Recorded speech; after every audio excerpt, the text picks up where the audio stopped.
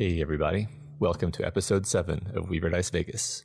If you tweet about Weaverdice Vegas with the hashtag We've Got Dice with no punctuation, we will work your name or Twitter handle into the show. And now when I say that, I am no longer lying, because in this episode I've actually included the names of some people who tweeted about us. So thanks for doing that. And remember, if you become a patron of Doof Media at patreon.com/doofmedia, you can participate in generating the powers of the friends and foes of our villainous or semi-heroic, morally gray band of parahumans. Have fun.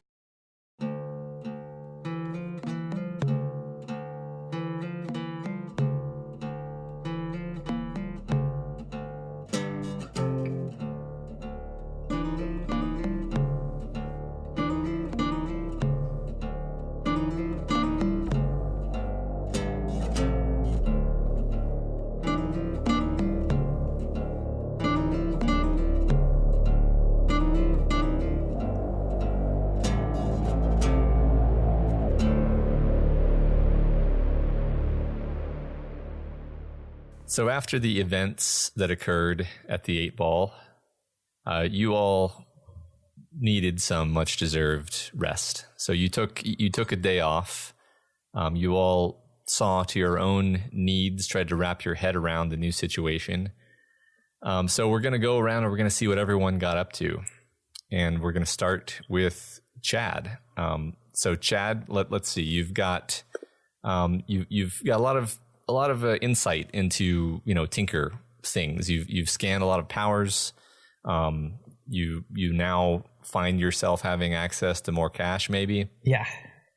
And so I guess the first order of business might be, you might want to stop by Radio Shack and see if there's any parts that you need. Yeah. I gotta restless hankering for some Radio Shack. Yes. All right. So you go to Radio Shack and you walk into the lavishly appointed furnishings of Radio Shack, and a young woman greets you. You see her name tag reads Maddie, and she said, "Welcome to Radio Shack." "Oh, hi again. Welcome back. Didn't expect you back so soon." Hey there. How are things? Oh, business has been good. We actually had some problems with that fruit peeler you sold us. Yeah. It wouldn't peel anything except apples. That's part of the whole package. It's just an app. It's all it does, unfortunately. Oh. Okay. Well, I'll let the management know. So you know how when you've been treading water for in the shallow end of the kiddie pool that is adolescence, well past the point where your feet touch the bottom and you just need to do something to distinguish yourself from the kids that recreationally crash their Bentleys into parking meters? I think I can put myself in a place where I can identify with that. I mean, it's just this one time I just got one small loan, just one little loan behind my parents' back, and it's just one little tiny thing that you can own, and I just wanted to start a collectible sock-based crypto commodity, but the Russians steal my seed money and some other Russians stole my socks. Yeah. So where I get down and I take off my socks. These are the last pair. It's mathematically impossible to counterfeit them. What can I get for these socks? These are and she takes one of them from you and looks it over. These are it says in silver print, it says Ethereum on the rim. Ethereum, okay. All right.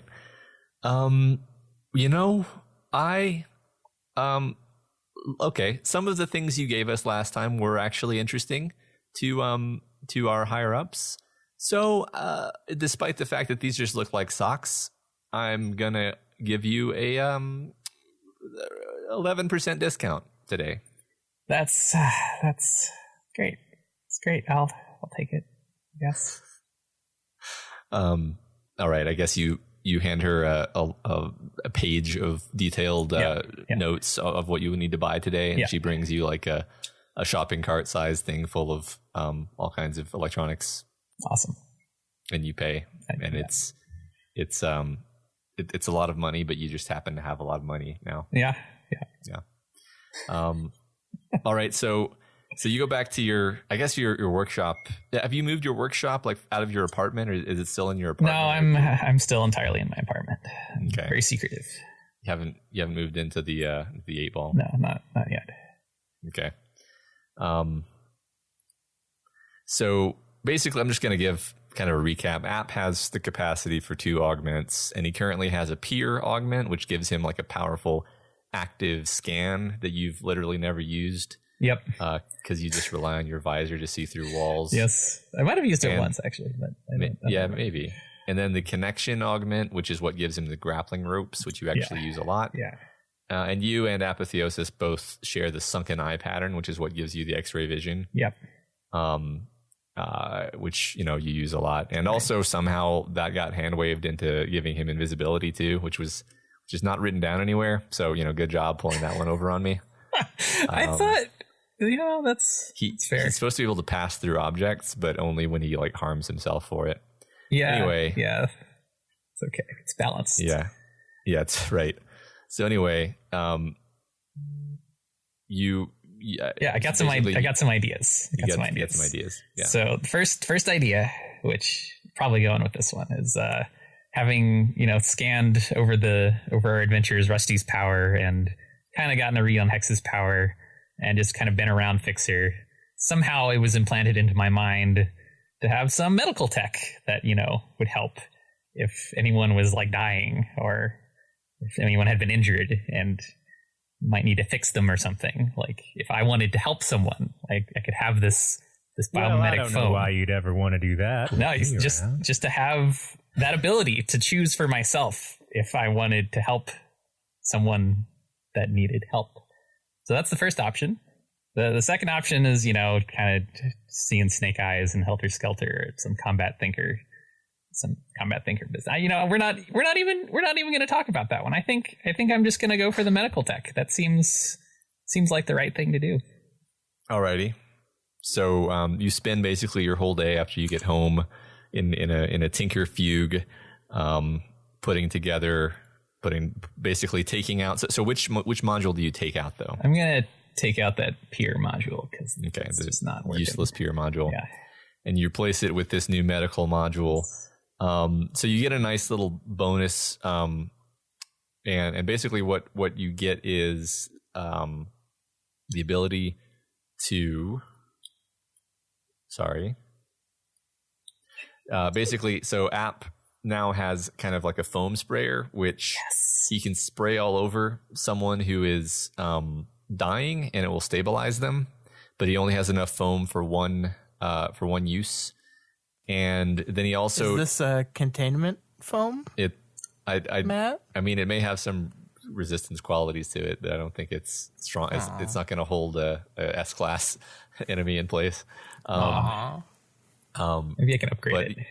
Basically, yeah, it's like a biomimetic foam, and he also, like in the course of researching, you also give him just some basic like first aid knowledge, so he can sort of do first aid with his grappling hooks now. Awesome. Can he do like combat first aid? Well, I mean that's he can probably do it as well as someone with first aid training, but not like super amazingly well. Okay, I'll take it. And another thing that you get that kind of goes hand in hand with the fact that a lot of your power is based around seeing is that you can see blood highlighted in your vision. That won't be damaging at all. All right, great. Yeah, and so can App, of course. Yeah, of course. I mean, he probably already could, but yeah. Now he'll tell me about after you, yeah, right. So after you exit your fugue, is there anyone that you want to like call on the phone? So I'm just sitting in my office, and I'm just like just staring at the wall, and I've kind of been staring at the wall for like 10 minutes. So then I just like get out my phone and call Father. Okay. Pyrrhic Enterprises, how may I direct your call?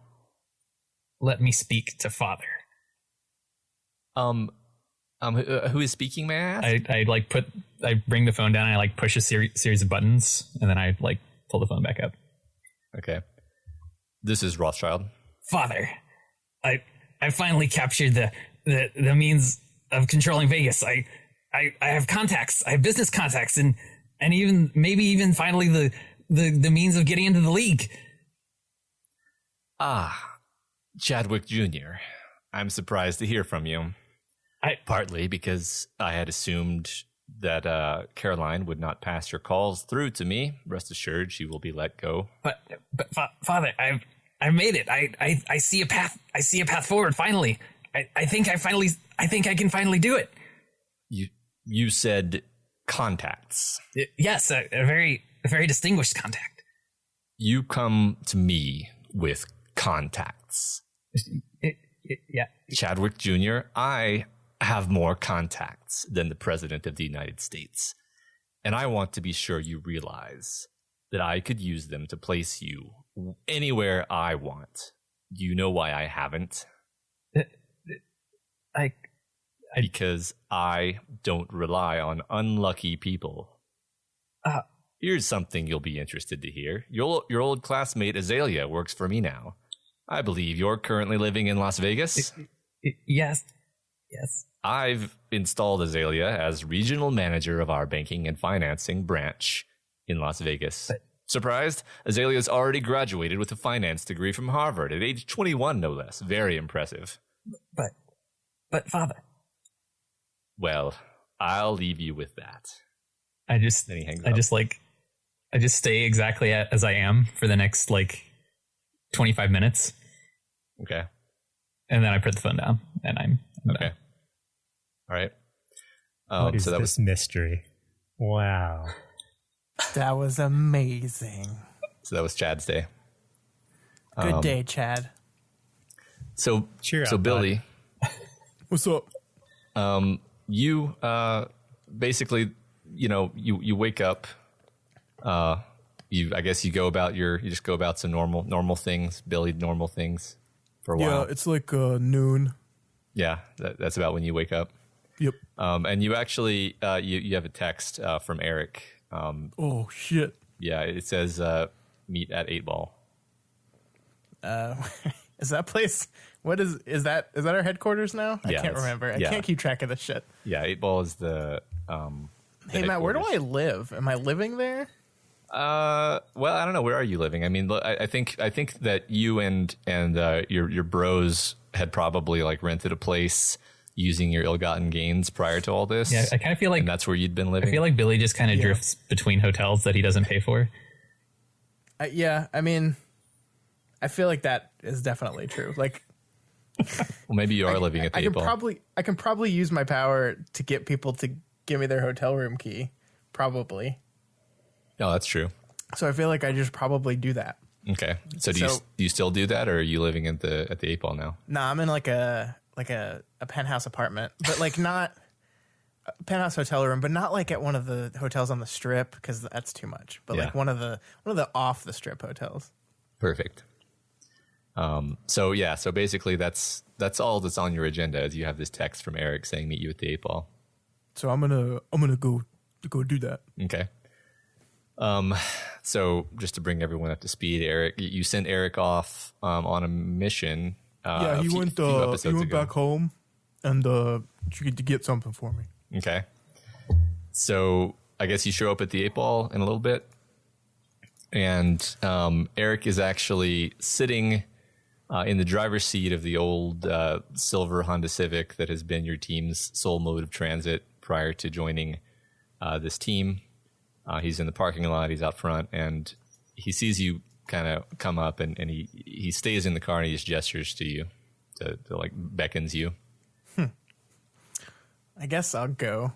I don't know about this being ordered around by Eric thing, but I'll go. Okay. I'm kind of you could tell I'm a little nervous about this, but I'm kind of trying to play it cool. Okay. So as you climb into the passenger seat, he silently passes you the yearbook. Oh, badass, dude. Thanks so much. Yeah, Billy. Billy, we need to talk. What's up? I went to see some of our old friends while I was in town.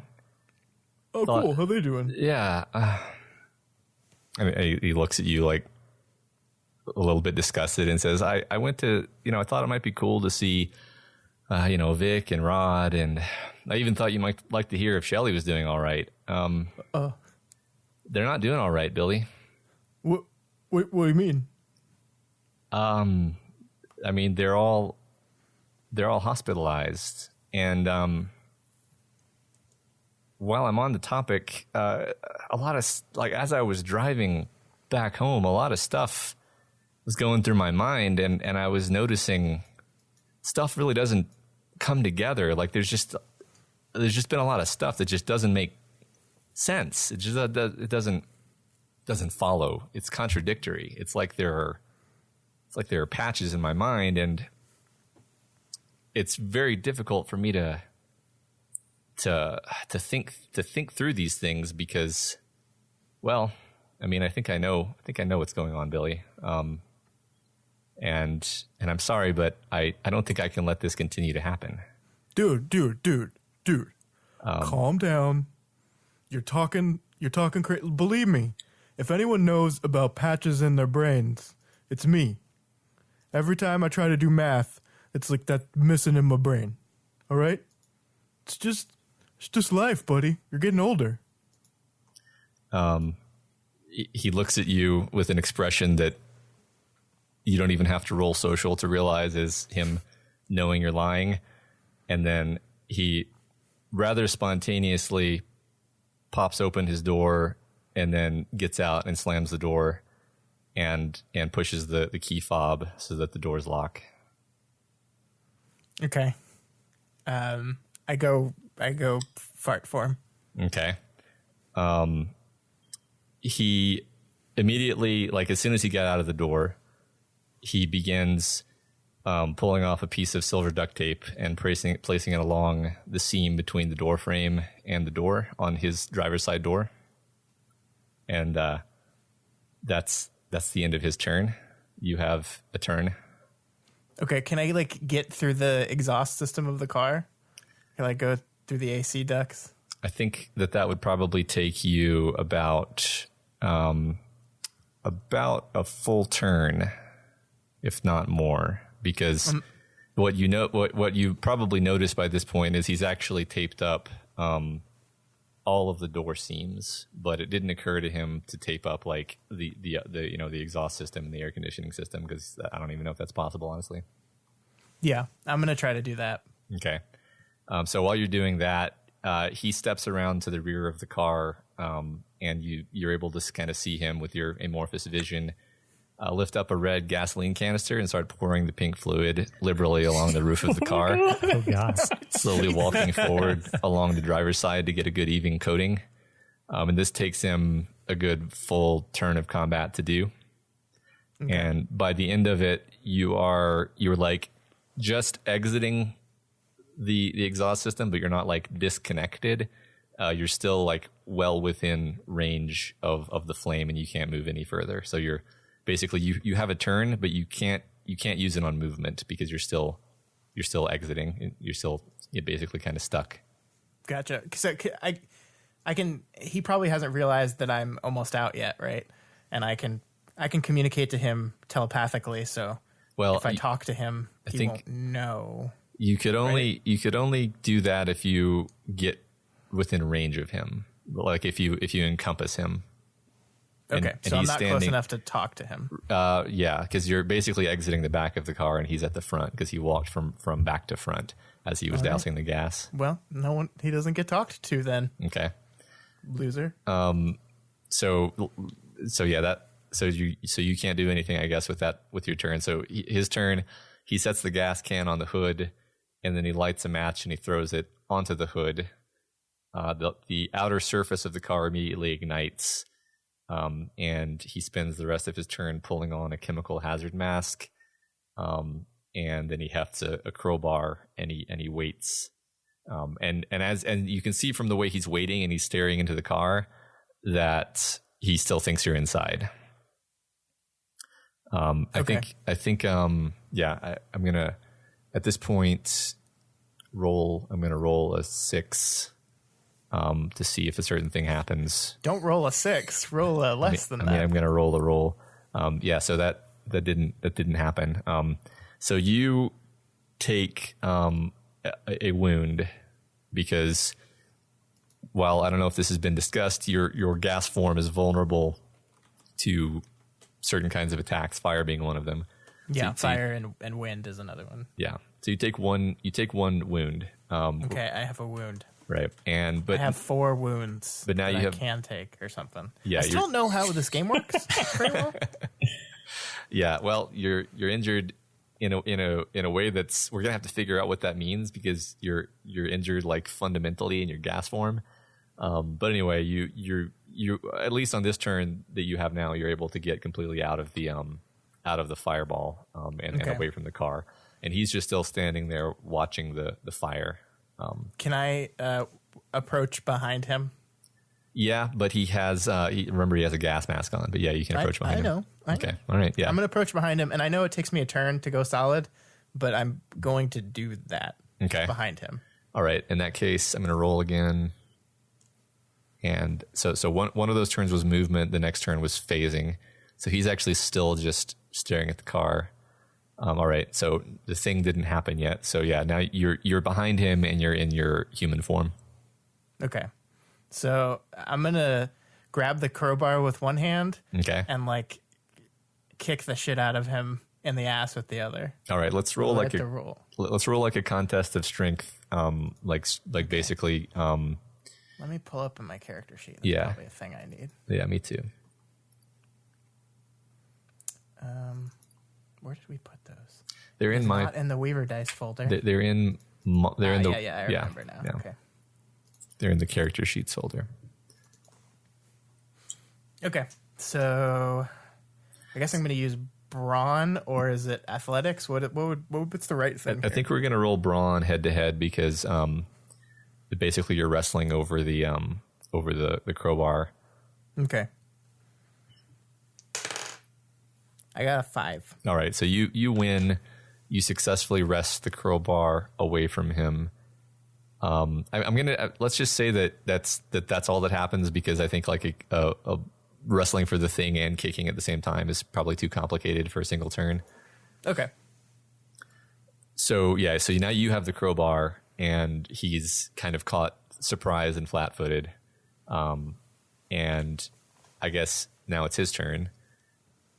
And he takes a swing at you.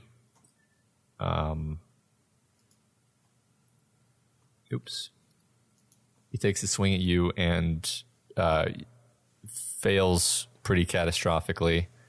And so he just like completely whiffs he's like completely misses you. He's not much of a fighter anyway. And like stumbles with the miss, so that he's actually like at a disadvantage for the next attack. Okay. Or whatever you do. Okay. I'm gonna nail him in the stomach with the crowbar. Okay. What do I roll again? Is it another brawn? Yeah, I think so. I think in this case it is. Man, I should have put points in that. I thought athletics would be better. Okay, that's a 3. Okay. He doesn't take an injury from it, but it staggers him back a little bit. Does it double him over? Yeah, it doubles him over to where his face is closer to my hands for just reasons. Yeah, but he's not. You haven't like incapacitated him enough. So I think what he does with his next turn is actually sees the way this is going, and he just tries to run. And I guess we'll see. I don't know. Do you want to chase? We'll see how that goes. Yeah. And this whole time, I'm like, you stupid motherfucker. Okay. We could have been awesome. Okay. He says, so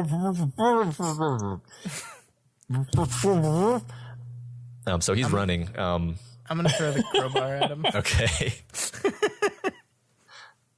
That can be a dexterity, unfortunately. I'm terrible at that. 4. Yeah, it doesn't really hamper him too much. I don't even think it strikes him. So yeah, he's pretty far away. I guess we could start rolling like athletics contests if you want to chase him. Otherwise, he's probably just going to get away. I don't see him running after people. Okay. But the yearbook's in the car that's on fire, right? Yeah. Need to probably do something about that. Yeah. So how bad is the car right now? How long has it been? Can I like go to the driver or the passenger side and like pull it out? It's only been like 4 or 5 turns. So, yeah, you could probably do, I mean, you might want to like wrap your hand in something first, right? Yeah, I'm going to do that. Yeah. My jacket. Yeah. I'm assuming am I in my costume? I don't know. Actually, I'm gonna belay that order because the gas can on the hood is probably ignited at this point, and so the whole car is kind of a fireball now. Actually, Well, fuck. but like during all these turns of combat, basically right as you're like considering this, the door opens and Lightfinger comes out for a smoke break, and he sees you. And he says, Billy? What's up, bro? I need your help. Come here. Do you need a fire extinguisher? Yeah, there's something. There's something in the car I need. So he runs inside and gets a fire extinguisher and comes out. And then, I don't know if fire extinguishers work on active gasoline fires, but Look, it doesn't. let's just say that it works. Special one. Yeah, it's a It's special. an A, B, fire or C fire extinguisher. Okay, yeah. God, it's a Tinker fire extinguisher that extinguishes all fires. Okay, so that works. All right. So I get the book out. It's probably a little charred, but I flip to a certain page and go, oh, thank God. Okay. And then, okay. And then So I think that's done. Yep, I think that's it for you. That was an awesome scene, by the way. Enjoyed that. Glad you liked it. That stupid motherfucker. So We all knew Eric this was is coming, Billy. yeah. Eric is It somewhere. was his fault. Where was Eric during? Oh, wait, was Eric or Justin? Justin's the one that's comatose at the PRT right now. Eric, Okay. I sent to my hometown that's to right. get the yearbook. Justin's still at the PRT then, huh? Yeah. Yes, he's still there. So, Rusty, what have you been up to on your day off? Well, I've been setting things in order.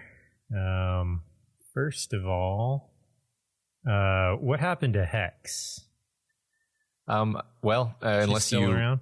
I think what I'm going to do is Skip and I, after we calm down things a bit, and tell people to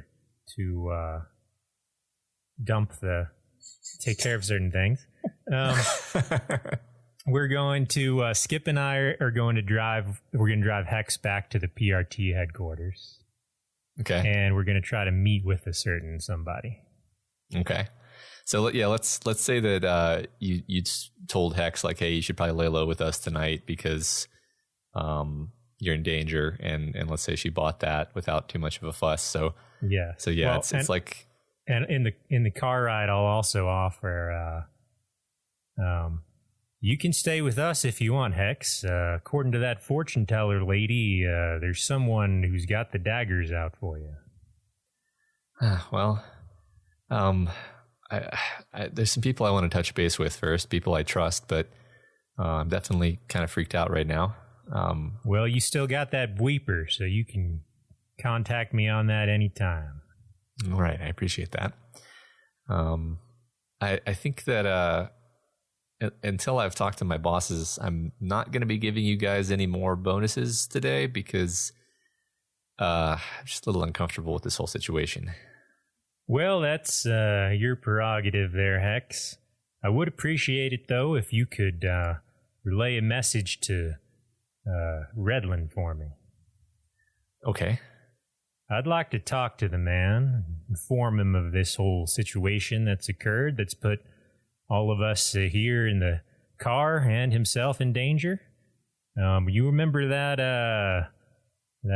diner that we met you at the other day? Yeah.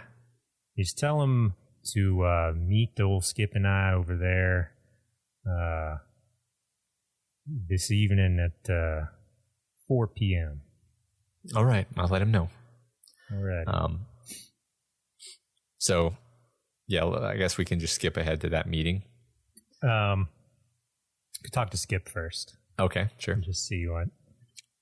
Well, Skip, did you ever think we'd find ourselves in our present situation? Well, Rusty, I kind of hoped we wouldn't, but now that we are, I gotta admit, it's exciting. Well, he sure is that. And Dog is, we're in the booth waiting for Redland. And this particular diner allows dogs. Of course. We haven't mentioned Dog much in the last couple episodes. Yeah. Dog was chilling I out. forgot you had a dog. Yeah, But the dog's been there. The dog's sitting there. Dog barks in agreement at the excitement. It's Dogs- funny that I forgot about my minions about as often as you forgot about your dog. Right? Dog's been off taking other missions. Yeah. Well, Rusty, this isn't how I pictured anything, really. And he kind of gestures at his hood. You were glad you did it, Skip? Well, we haven't. So far, no. To be honest, I'm hoping that I get some good use out of this. It was, I guess, it was helpful back at the fight at the Jackdaw Sphinx, but I guess I just hope that, I don't know, Rusty. It doesn't seem like a fair trade to me. Well, what's done is done, Skip, and all we can do now is make the best of our situation and circumstances. Well, that's always been the case, and you and I have always gone through it together. But remember, it ain't the power that makes the man. It's the man that makes the man. He nods. What makes the power? I think I've been hanging out with Billy too much. And he has his voice in my head. So there's, as usual, there's like a TV on in the background, and you hear faintly over the sound of the noise of the bar. Sammy, the Las Vegas Zoo's large male tiger, was found dead in his enclosure this morning, apparently brutally mauled. Authorities are looking into the event. Well, it looks like Redland has arrived. Yeah, so he comes in, sees you. He looks around kind of suspiciously, but kind of knows that if this is a trap, then there's nothing he can really do about it. So he just heads over to the booth, sits across from you. Tex, well, what's this all about? Well, Redland, you got my tape? Yeah, I did. And honestly, I've talked to my capes, the ones that were on the recording. Let's not mince words. And they deny any involvement in what you're talking about. So this is your word against theirs situation. And I am Protectorate PRT director. I think you know where I'm going to side on this. But well, you can side wherever you like, Mr. Redland, sir, but it's got to at least bring some doubts into your mind. Well, let me put it this way to you. I'll keep my own mind to myself, but I want to ask you a question that might help me understand the situation. I want to know, what is the deal between you and Intercept? Because I've heard the version of the story that passes around the PRT rumor mill. I wasn't here back when whatever happened, so I can't do any better than rumors. I want to hear your angle on it. Very well, Mr. Redland, sir. I ain't got nothing to hide on the matter. Some 15 or so years ago, back before you probably even started working at the Protectorate, Intercept was a up-and-coming cape in this town. A real paragon, if you will, maybe is what we got nowadays. But he was fastest cape in the West, and he caught a number of thieves and illicit operations, including a few people who were fleeing a bank robbery. And if I recall, Intercept was there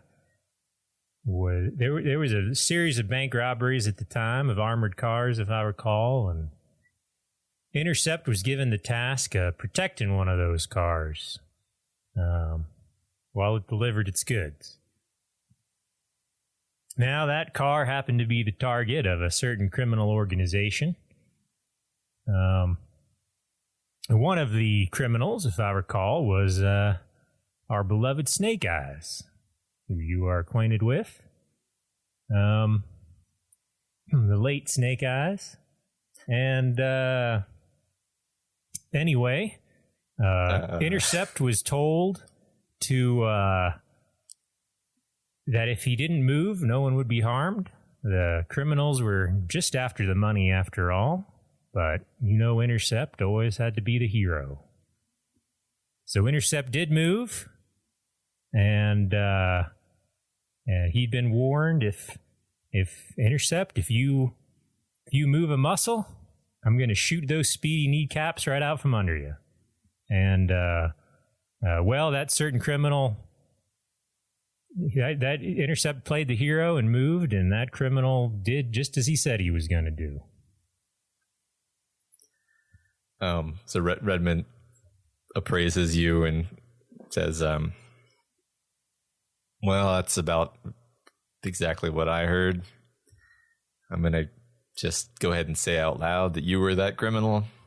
Being as well, I'm not saying I was, and I'm not saying I wasn't. Well, in the case that you was, that would explain why Intercept has such a vitriolic grudge directed at you. Well, I suppose it would. Since ever since you crippled him, he's been since the criminal allegedly crippled him. Well, his power shifted. Let's say he's not the fastest in the West anymore, but his mind is something to be reckoned with when it comes to setting elaborate traps. So I find myself in a position of some frustration. Well, okay. Well, and how might we be able to help each other out of this situation? Well, there are other questions that I have, Tex. I need to understand. I can't trust my own people, and when I took this job in Vegas, I knew that would be an element of things. But for Christ's sake, I just got here, and I'm already dealing with what appears to be a conspiracy. I'm talking to you about this for some reason.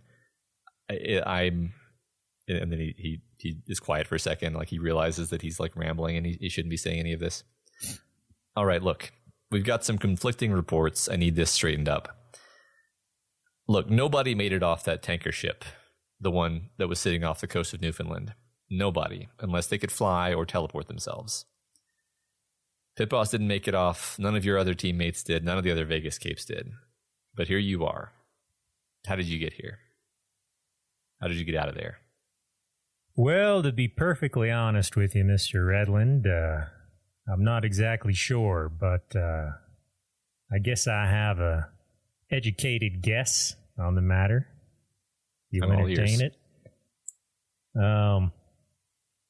There is an aspect of my power which probably the PRT doesn't even know what my power is. But as a token of good faith to you, Mr. Redland, I will share some of that secret here with you. If it will help you trust me, so we can defeat our mutual enemies together. All right.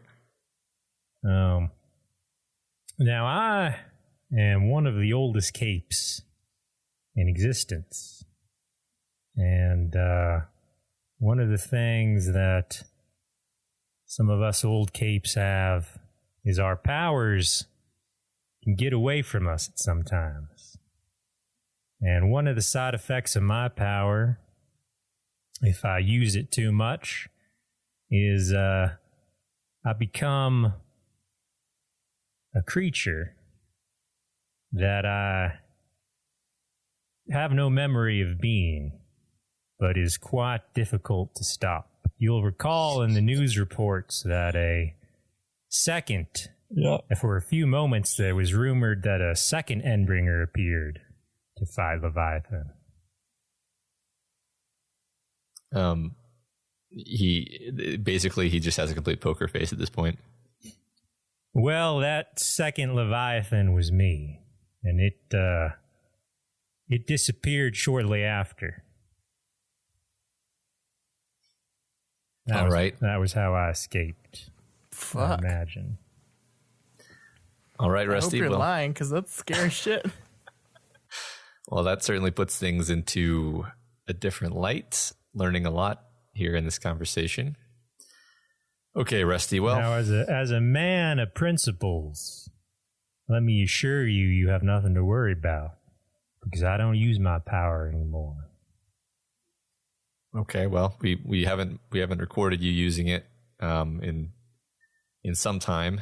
In fact, I don't know if there's any official record of that. So, assuming you aren't making all of this up right now, I guess I will take that under advisement going forward.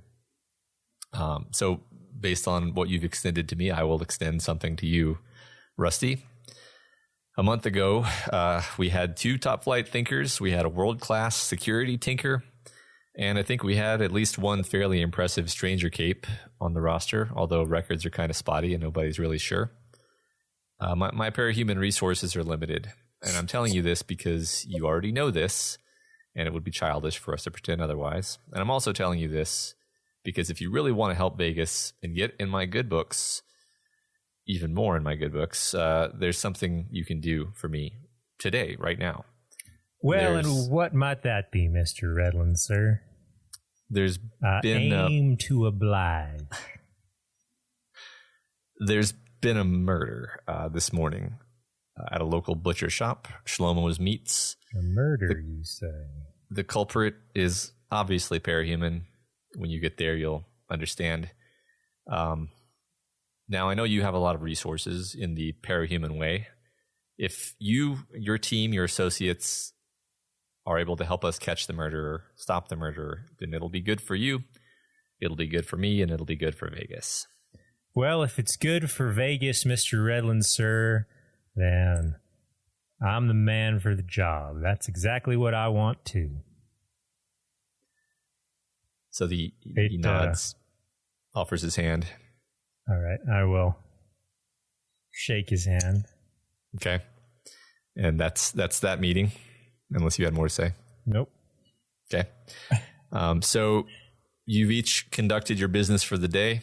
And I think that at a certain point, you all wander into the 8-ball, or maybe Rusty summons you. I don't know. So let's just say scene. You're all at the 8-ball. You're playing pool. Skip's there too. So I think this time I'm not playing pool. I'm in my new office. Okay. Kind of like with my hand through my hair, looking at a bunch of papers, which I hate doing. Okay. I want to go talk to him. Yeah. Do you both remember your errands? Yes, Okay. but I'm just kind of sitting at the bar, staring into the middle distance, not touching the PBR in front of me. Okay. What do you mean my errands? The thing you wanted to talk to him about. Oh, yeah. Yeah, that's all. Yeah. All right.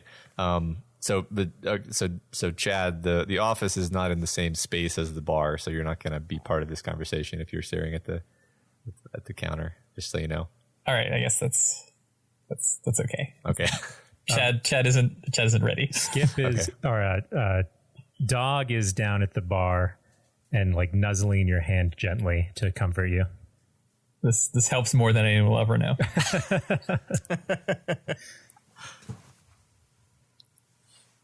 Okay, so am I going? How do we get to you? What's your leadership style? Can we just walk up to your office, or do we need to be announced? No, the members of New Vegas can just knock. All right. Come on in, Billy. What's up, bro? I gotta talk. Well, have a seat. Anything is a welcome interruption from the paperwork I have been left with. And I pull out a slightly charred high school yearbook and smack it down on top of the paperwork and open it to a certain page. And what am I looking at here, Billy? Well, seeing as how you're my boss now, like for real, I got to talk to you about this guy right here. And I point out a certain picture of a guy named Jonathan, smiling. He's kind of small looking.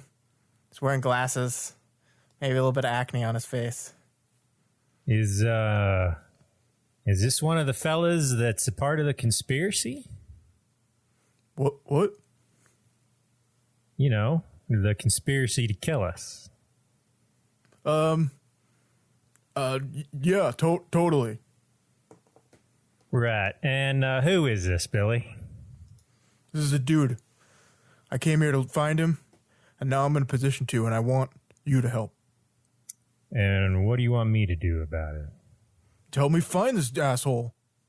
What does he have to do with you, Billy? Tell me your history. This little piece of shit screwed me over at the prom. You see why I am like this? It's because of this fucker. Like what, Billy? My powers, man.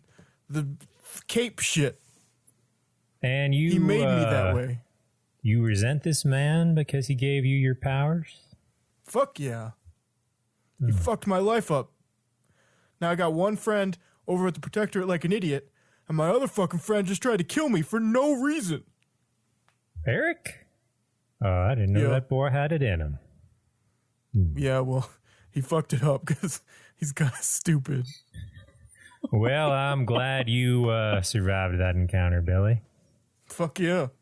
You might want to watch out for him, too. But I don't know where he went. Well, thanks for the warning. I suspect we've seen the last of him. But this here issue you're bringing up with old Jonathan, that sounds like a personal problem to me. Nah, man. He's bad. I'm telling you. This kid's no good. He fucked me up. He might fuck other people up, too. I want your help. Well, Billy, you're a man now, right? How old are you? 17? 18? Something? Your party sheet actually says 17.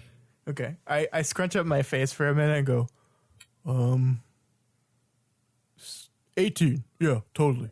Well, then, in the eyes of the law, you are an adult in all respects, except for the imbibing of alcohol and so forth.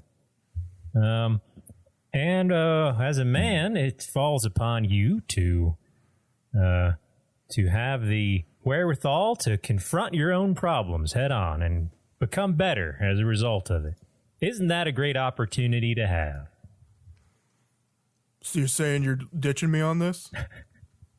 Well, Billy, that's a turn of phrase that I wouldn't quite put it as, but I'd say I'm giving you the opportunity to become an independent person, to can take actions they can be proud of. How's that sound? I thought you were my bro. But you're not my bro. You're my orb. and I grab the yearbook and storm out. And there's a little piece of text at the bottom of the screen that says, Billy will remember this.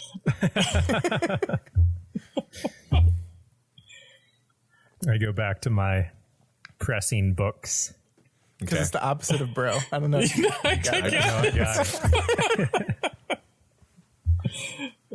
All right. Tex shakes his head a little bit as he returns to books. All right. So Metric gets up, having not even touched his PBR, and heads upstairs, giving Dog one final pat.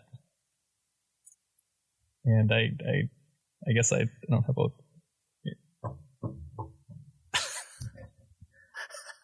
Come on in, Metric. Rusty, look, we have a problem. I just kind of like pace around. What'd Billy do now? No, it's not Billy. Look, Azalea's here. I continue pacing. Of course. And this is a shadowy figure from your past. Yes. Did she embarrass you at prom too, Metric? No, Azalea is almost literally the devil. She's going to destroy Vegas. We need to take her out. Well, pull up a chair, Metric. And what reason do you have to believe that this Azalea is out to destroy Vegas? Do you know how the greater world works with the infinite money available to those that want to destroy everything in society? I do not. Well, there's this is a thing that exists. My family happens to be part of such circles, it could be argued, perhaps. Azalea also runs in these circles, and she's here now, and she has almost infinite access. And if you ever want to say that you actually control the city, then we really, really need to take out Azalea. And what did you have in mind, Metric? I hadn't gotten there yet. But are you suggesting that we kill her, Metric? No. Just convince her successflosuccessfully to leave Vegas. And why would she do that? Because there are opportunities. You're saying we should threaten to kill her? No. Look, that wouldn't even work. She would probably kill you for even suggesting such a thing. We can make it clear that the business opportunities are better elsewhere, probably. I don't know. I'll have to think about it, but we don't need to kill her. And is she going to interfere with our operation? Definitely. She's going to soon have her little fingers and everything. So we really should move quickly on this. My legs are hopping up and down. Well, but sometimes it's useful to have a powerful figure operating above ground to take all the heat. You know what I mean? I think that she would destroy you if you tried, but I am open to the argument. Well, it just so happens that I might have a way to deal with your Azalea, young Metric. Does it involve killing her? It does not. Well, all right. I'm happy. I'm all ears. It does involve killing someone else. Oh. Who might that be? Well, I can't reveal that at this present moment. That's a little ominous. But you don't worry too much about that. You just get me one of Azalea's business cards and maybe some of her hairs and so forth. I'll take that under advisement. You get app on that and we'll take care of this Azalea. I'll see what I can do. I kind of just... I have every faith in... I stand up and put a hand on his shoulder. Metric, I've always believed in you. You're special. You're just patronizing. Look, this is serious. You can do this. Metric. I just turn around and throw up my hands and walk out of the office. But being a leader ain't all it's cracked up to be. Man, leader Rusty sucks. Alrighty. Billy, you out there? Billy's left, man. He's gone. Alrighty. Oh. Well, there's a murder, though. Okay, Billy's in the room whining in a corner. It's fucking bullshit. Billy, come here a second. What the fuck you want? I mean, yo? Well, Billy, I was going to tell you that I'd lined up a news interview with you. It turns out there's people in town who kind of think you're a hero, but if that ain't what you're into, if you'd rather whine about this Jonathan issue, I suppose you go right ahead. I'll see if Metric's interested. Metric? Yeah, whatever. I walk over and I just cross my arms. What kind of interview? Well, the whole city's talking about brain fog and how he saved all them people in that bank or hotel. What was it? Hotel. In that hotel. Yeah, I did do that, huh? Well, you sure did brain fog. Sure did. All right, I'll do your stupid interview, but I want you to know, I'm still pissed at you. Well, I guess that's just going to have to be my cross to bear. Damn right. The Wait, interviews later this evening. So you get your costume all cleaned up and so forth, and you act your normal charming self. But in the meantime, we've got a little mystery to solve, boys. What's up? Well, it seems there's been a murder. And I ain't talking about anything that's happened around here recently. Turns out over at old Chop Suey Butcher Shop, there's been a parahuman murder of some sort or another. And it's befallen upon us as heroes to sort this whole mess out. Isn't this like the federal jurisdiction? Are we something? fucking heroes or not, man? What, didn't you listen to my speech at all, Billy? Of course we're heroes. But we're not really qualified to look at a crime scene. Well, the city belongs to us now, Metric. So if anyone's going to keep it safe, it's got to be us. For now, the Protectorate and the police force are all but ineffectual. You saw that bar on the other side of town just burned down. No one even knows who did it. Now, what kind of police force and city is that? Wait, wasn't that us? Yeah. No, we weren't there, remember? We were in the desert. Oh, and that's why you tell anyone if they ask. Metric tries to pinch the bridge of his nose, but his mask is there, so he just kind of grabs his head and he's like, "All right, let's just go. Let's go. Let's look at this scene." Alrighty. I whistle for dog. We get in our truck. All right. Our sky blue Ford Bronco pickup truck. Alrighty. Missing a door. It's got a door. It's just not the right color. Oh yeah, right. All right. So y'all head over to Shlomo's Meats. Yep. Okay. We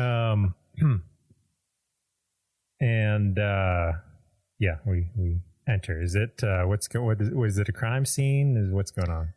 Yeah. So actually, but before that, can I secretly send App on a reconnaissance mission to figure out more about Azalea? You can, but yeah, up to you. Yeah, I think Metric would do that right now. So, and don't you forget to have App collect some hair fibers and so forth. Right. Do that yes, first, sir. My pleasure. All right. I swear to God, that robot's getting more uppity every day. Yeah. Look, he has feelings too. I sort of always thought that it was like your servant there, Metric, but he has a very complicated inner world that requires careful tuning constantly. Please do not agitate him. Well, I wouldn't dream of agitating him or anyone else for that matter. I'm just Maybe here people to just get tired of their bosses always telling them everything to do. Huh?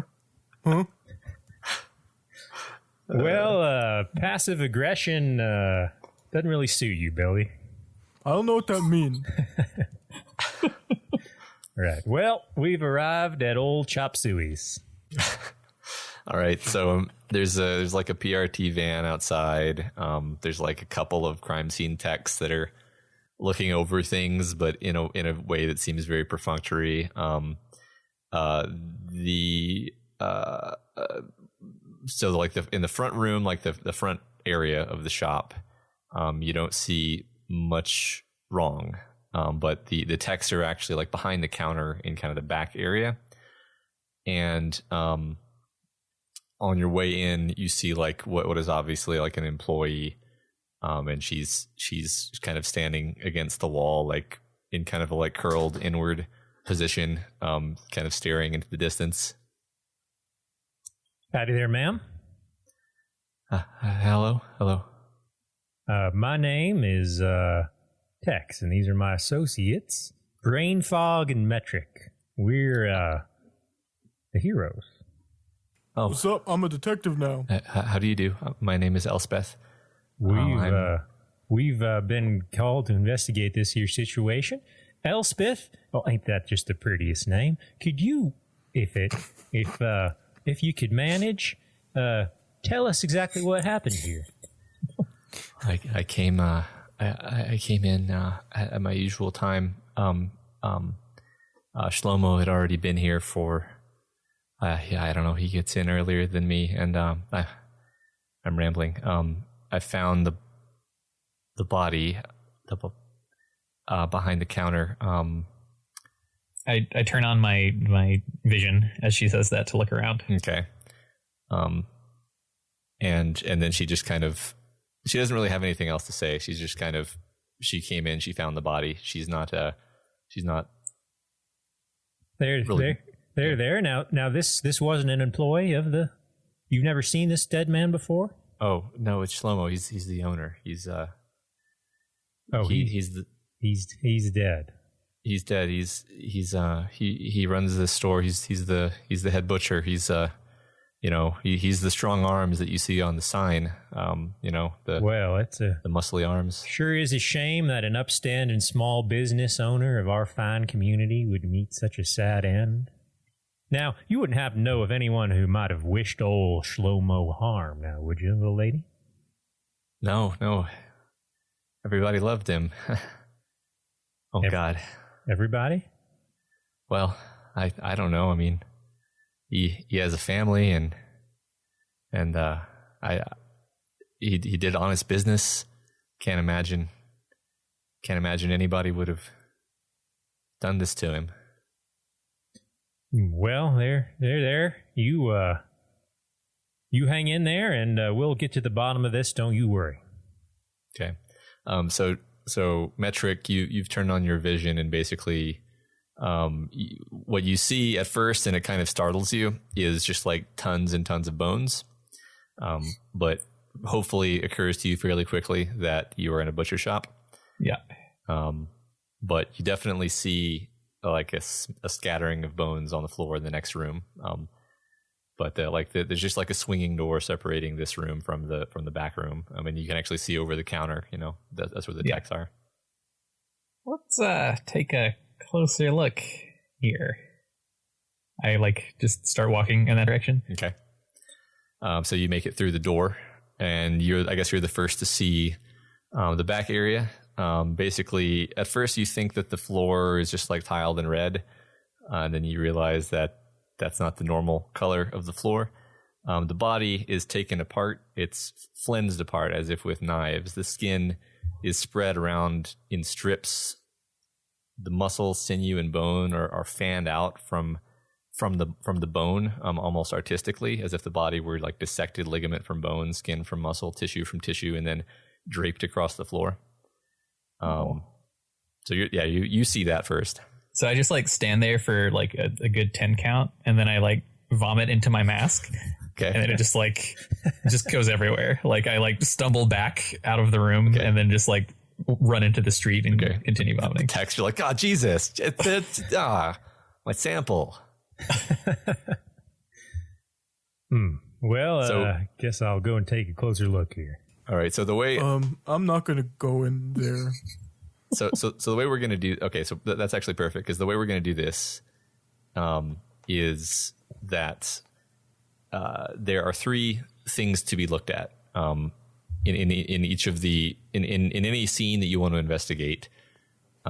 There's the body, there's the murder scene at large, which is everything except the body, and then there's the outside of the murder scene. So one of you, and the reason there's three is that I want one of you to take each of these three. So one of you look at the body, one of you look at the scene, and then one of you skulk around outside and look for things. Well, I'm looking at the body, and it seems like Metric took himself outside. So okay, yeah, the way of things. I'm okay with that.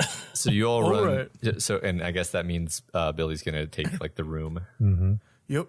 So I love doing things by default. Yep. So y'all each roll a d6.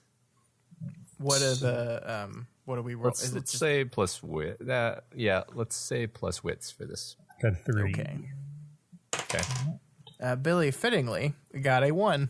And Metric got a 2. That's not going to give us a lot to go on. Okay. We're great detectives. Well, so Tex, you're looking at the body.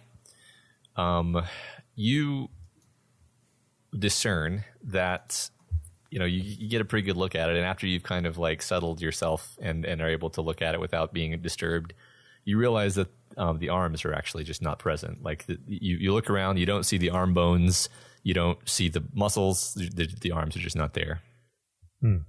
Interesting. Okay. So that's really all you notice. Billy, you don't notice shit. Hey, there's something over here. Uh-huh. Oh wait, that's it's dust. I found some dust. Okay. Metric, how are you doing out there? I finished wiping off my lenses, and I guess I put my mask back on, and then I'm just decide to like give everything another scan. Yeah, scanneroo. Well, as soon as you put that mask back on, Metric, something pops into your awareness. You see very prominently, glowing, in fact, due to your newly enhanced power, a trail of blood leading kind of like around the corner, as if from like the back door of the butcher shop and then away down an alley. I like flicker that off again to see if I can still see the trail without the vision on. Can I? Yeah, it's I mean, much fainter, right? Okay, like it's you might not even notice it with the naked eye. Okay, I turn vision back on. And I'm like, hey Billy, you see, I think there's something. Will you help me out for a second? Unless you're busy, I guess. Yeah, sure. My only friend in this group. All right, great. All right, we head around the corner to whatever this is. Okay. All right. Well, so you see so the blood trail leads like just down the alley and it continues off like a couple blocks and then turns a corner. So I mean, basically, you're gonna have to follow it if you want to pursue this lead. Should we get Tex first? No. All right. We both continue following the trail. Okay. You're gonna listen to me? Okay. All right. You basically kind of surprisingly you reach the Las Vegas Zoo. Huh. Interesting. All right. I'll just let Tex know where we are, just in case. I pull out my bleeper and very quickly type out "at the zoo" following lead. I'm gonna go see the monkeys. All right, Billy. All right. Well, I show up at the zoo, and then I'm like, "Oh, I thought you guys were joking." No, remember that old tiger thing earlier? This might have to. Let's just go to the tiger cage. Come on. I just like walk with my visor on, following whatever the trail is. Okay. What is it? Is the zoo open? We're the police now. We can do. Yeah, this is like afternoon. So I just want to know if the monkey cage is open. I'm not asking for like. Yeah, that's where I'm going. The whole zoo's open. I continue following the trail. All right. Okay. Yeah. So I go to the tiger cage with Matt. All right. So you see, because of your blood vision, you're easily able to see that the trail leads like over like the back wall of the enclosure and then into like a giant mess of blood which covers the middle of the area, and then another trail leads away. I suppose I'll just give you that since you're looking at it from a distance. Was the does the tiger still have its arms? That's a good question. So I guess since you're all kind of looking at it, so I'm not going to make you do that thing where you break it apart. But like you've had the idea to look carefully at the tiger. Right. I guess just you two are here. You should both roll. Yeah, you should both roll. 6. 6 also, but that's not a natural 6. Okay. So yeah, you kind of let's say that using the visor, you verify actually that the tiger is not missing its arms, but it is missing its head. All right, it's missing entire head, its jaw, entire head. everything. I think probably we all noticed it was missing its head. Well, the thing is, these corpses are so messy that by my powers of deduction, I noticed that the head is missing. Like, look at that. Well, if I didn't know better, I guess someone was building a butcher tiger hybrid among you. Why do you say that? Well, that butcher back there was missing its arms. That's really disturbing. I would not kid about something so disturbing. Well, we should. Hey guys, the monkeys were throwing poop at people. Oh fuck! What happened to the tiger? Its head's missing, and apparently the arms are missing from the butcher fellow. This is great. Has anybody? Well, shall we continue? Has anyone seen anything like this before? Oh yeah. Well, bodies get all mangled up in our line of work. Like this bad? That's the Wait, least convincing thing what's I've ever going? Do you know something about this, Tex? I don't know anything about this yet, but we've been tasked with figuring it out. And before you leave this area, Rusty, you rolled well enough that you actually notice, kind of hidden amongst the trees in the tiger enclosure, there's something that looks very like unnatural. There's like ribbons of like gauzy black material clinging to the tree in like shreds. Can I go over and investigate? You'd probably get a little bit closer, but unless you like talk to somebody, you're not going to be able to get into the enclosure. Billy, What's up? do you mind floating over there and grabbing those little shreds out of that tree over there? I can't pick stuff up when I'm like that. Well, just go over and grab them and throw them and then gas back. Huh? That's smart. I do that. Okay. So yeah, you end up with the gauzy black material or a sample of it. It's now that you have it in hand, it definitely seems more like organic, like a web-like material. You kind of like it's resilient, but it does like tear and separate as you pull on it. Metric, what do you know about this here? I give it a Is this solid tinker scan. material? It's biological. Well, it's not It's some kind of like stuff okay. that used to be alive. Like spider silk? That I don't think that was ever alive, but I guess in some sense, perhaps. Very well. We're so good at this. Shall we continue following? Yeah, there's this? another- You said there's another another trail. trail, Blood? Yeah, there's a second. Well, Yeah. I can hardly wait to see what appendages our next victim is missing. My vote's on the legs. All right, let's onwards. I got $20 on the legs, boys. Okay. So yeah, I guess to find this one, it basically goes like over a different section of the zoo wall. So let's just cut through the part where you like painstakingly backtrack around the entire outside perimeter of the zoo to find where this blood trail exits the zoo premises. And then you see that it leads off in a different direction into the city, into like a kind of industrial area. I guess you just follow it where it leads. Okay. Yep. So you end up at a warehouse. It goes into the side door of the warehouse. I give it an old scanneroo, see if there's anything What? jump out at us. I can go scope it. Scope it out, Billy. I'm gonna go scope it. I go gas for him, and I walk up to the door, and I slipsies through that keyhole. Okay. So The under it, whatever. you know what I misdescribed the scene. So the side door is actually smashed inward and like hanging inward, and like the bricks around the door are buckled inward as well. I'm gonna scope it more carefully. And so you have no trouble getting in. It's just there's no need to slip through the keyhole. Gotcha. So inside the room is again covered in blood. This is dried.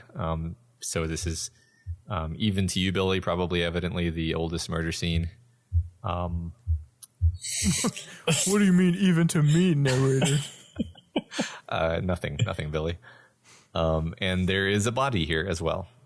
And so once again, you can each of you can choose an area. You can choose the body, the room, and outside, and roll for it. I mean, you can all move around freely, but each of you is going to pick one and roll for it. Basically, I'm gonna go gonna for the just body go so ahead you can and see if walk the leg right is back still there. outside.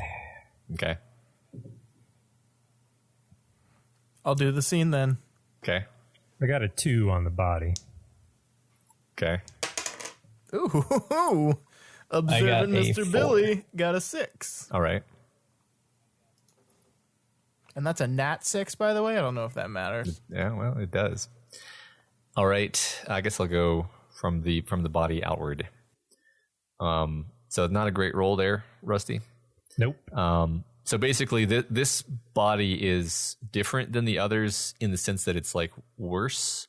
Like it was, rather than being like cut up in an almost surgical and elegant way, it's just kind of been shredded and cast out in all directions. It's just kind of lumped up in piles around the room. And you can't really tell what, if anything, is missing, just because, I mean, even the bones are cracked up. Gotcha. And yeah, I think that's probably all you notice about the body at this moment.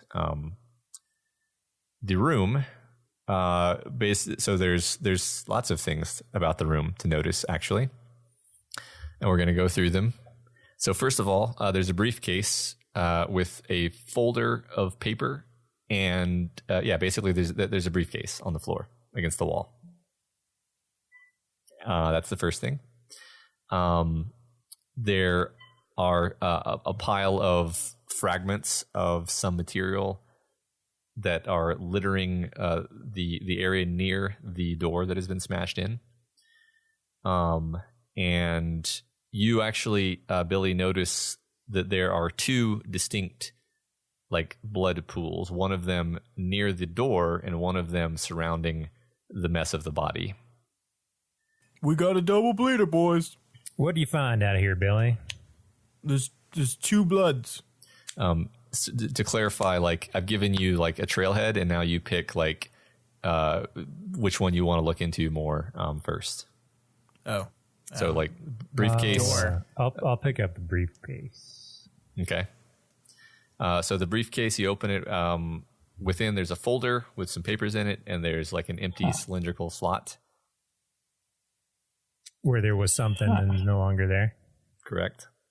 What does does it look like say? a can or something? The paper says test number 6B, precognitive dark zone / blind spot delta. And then under that it says examine evolution of power acquisition inside dark zone. Vile mockingbird, foreign element 10%, high chance of deviation. Report on nature of deviation to help elucidate nature of dark zone. Metric. Yeah. I got some sciencey stuff for you to read. All right. I make my way in, just kind of like trying not to look at everything, but I go up to the briefcase and look at it. Go over to Metric nonchalantly and hand him the papers. What do you make of all this? Well, we kind of know that people can sell powers, right? Right.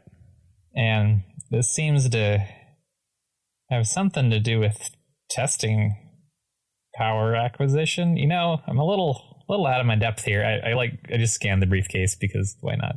Yeah, there's nothing there. Looks like it could have to do with that. Well, you think this is a case of some power transfer going wrong? Certainly violent enough to be. What do you make of all that blood over there? Hold your nose. It kind of smells. I give the room a really half-hearted look with my scan. Yeah, so it's even clearer now that you're looking that there's 2 distinct blood pools that are not connected, and indeed the pile of fragments of material are sitting in the pile that's closer to the door. Is it the same material that we rescued from the zoo? No, it is like shards of something. I guess you're gonna, if you choose to investigate it, then you look at it and you see that it's like a red kind of ceramic that's been shattered. Huh. Well, that's quite the mystery there. Sorry, I'm not meaning to interrupt or push anything too much, but so the other thing that Billy has noticed, I'm doling it out, is first of all, the shape of the like indentation into the outer wall of the room just seems really familiar to you. And it kind of hits you like a light bulb after staring at it for a while, because you rolled so goddamn well, that it just really reminds you of the giant robot that you've seen a couple times. Giant robot! Giant robot! What are you talking about, Billy? We can you can watch your TV shows later. Right now we're trying to solve a crime. Giant robot! I'm pointing at the indent in the wall. Oh, the thing that you picked a fight with at one time, Tex. The robot, the huge robot that doesn't say anything. It's kind of creepy. Tried to kill us. Well, now you mention it, it does look kind of familiar. Good job, Billy. Not really seeing it, but Hey. all right. Thanks. Still hate you. What? Well, You didn't hear that part. it seems like our fool friends are back at their fool violent hijinks. Why would they be collecting? Actually, fine. I scan the room like more closely, looking at if there's anything missing. Okay. So by like doing a full scan, I think one thing you notice is like not only are there two blood types, but not only are there two blood pools, but they're two different like blood types, which is something that you didn't even know your power could do.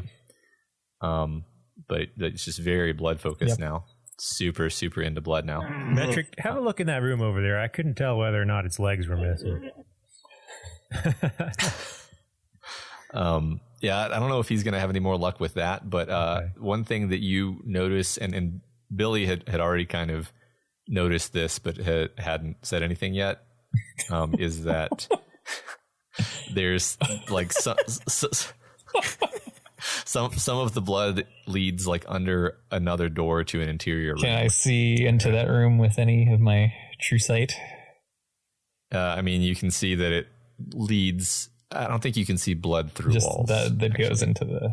All right. Yeah. Billy, you want to investigate this here situation? Wait, what's it? The dead dude? No, there's a door over here. Look, there's the trail of blood that goes this way too. Are you doing okay, buddy? No. You're about to blow chunks. Just let's get out of here. This is. Dude, isn't this so gross? Like, just smell it, man. Just I got my filters on. Don't worry. okay. I'm gonna go check out the door. Okay. So in the interior room, the blood trail leads to a corner, and in the corner there is much more of that black gauzy material, and it's very obvious that it's woven up into the shape of a cocoon, with a tear in the side, where something is exited and then gone back out the way it came. Where's the way it came? Back out the door I came through? Yeah. So something was in there, hatched, then left. Mm-hmm. Okay. So I relay that information okay. to the team. It's probably expedient for me to mention that when Daniel was outside, when Metric was outside, he saw basically like a much spottier blood trail leading out of this kind of like narrow alley that you're in, and then he followed. I don't know. I suppose he would have noticed that there was like a scorch mark at the end of that spotty blood trail, and then nothing else. Huh. Well, this is all quite puzzling. Let's get a sample of this stuff and get. Let's go outside. There's a scorchy thing outside. Let's all go take a look at that. I just walk outside to go look at the scorch mark again. Okay. We can look at the scorch mark. Isn't it great being outside in the open air? Yep, you just take a breath of fresh air there, Metric. You'll be okay. Life all around. Hey, Metric, I brought you some of the blood. Just so everyone knows, there's two types of blood in there. Didn't miss that. Were they both human blood? Where are they? Do I know? Yes. Yes, both human blood. Guess they didn't have that tiger blood in them. No, I think this happened before the tiger stuff. Yeah, this was 2005 was before the whole Charlie Sheen situation. Oh no, but before this event happened before the stuff at the zoo. That's what I meant to say. Don't know who Charlie Sheen is. Anything else to learn about these scorch marks here? So does it look like can I tell if the blood is coming or going from the scorch mark? I guess since you guys are studying this area now, and you're all three here, I guess I don't need to make you roll. Basically, what you see, it's not just blood. It's not just a blood trail. It's distinctly like droplets of blood intermixed with bloody giant robot footprints, and then the bloody giant robot footprints terminate in the scorch mark, which to your tinker trained senses matches like the retro rocket that the giant robot has that he uses to fly. This was just the giant robot flying away from its scene of the crime, as it were. Now, do the giant robot tracks? They don't go out of this area. They just went over here, killed this guy, and then rocketed off. Yeah, I guess we don't know. All right. Is there another blood trail leading away from this place, or is this the end? This is the end, right? This is the last of the blood trails.